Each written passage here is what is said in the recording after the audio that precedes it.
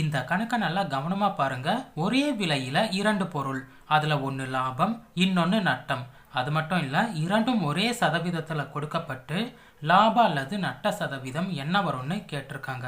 இந்த மாதிரி ஒரு கணக்கு கேட்டால் இதுக்கான பதிலை நாம கண்டுபிடிச்சி முடிக்கிறதுக்குள்ளவே 5லேருந்து 10 நிமிஷம் எப்படி போச்சுன்னே தெரியாமல் போயிடும்.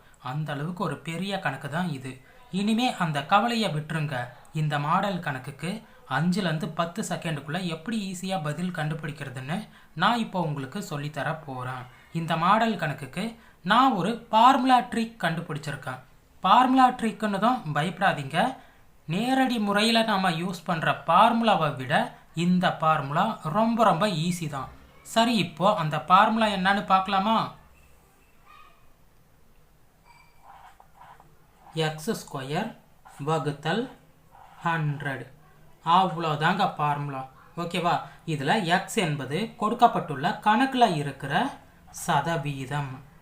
இப்போ இந்த சதவீதத்தை எக்ஸில் பிரதியிட்டு பதில் என்ன வருதுன்னு பார்க்கலாமா? 10² வகுத்தல் 100 என்ன வருது? 100 வகுத்தல் 100 அடிக்க 1 வருது. 1% தான் நமக்கு தேவையான சரியான பதில். கணக்கில் என்ன கேட்கப்பட்டு இருக்காங்க? லாப அல்லது நட்ட சதவீதம் காண்கன்னு கேட்டிருக்காங்க. பொதுவாக இந்த மாடல் கணக்கு பொறுத்த வரைக்கும் எப்பயுமே பதில் நட்டத்தில் மட்டும்தான் வரும். ஓகேவா?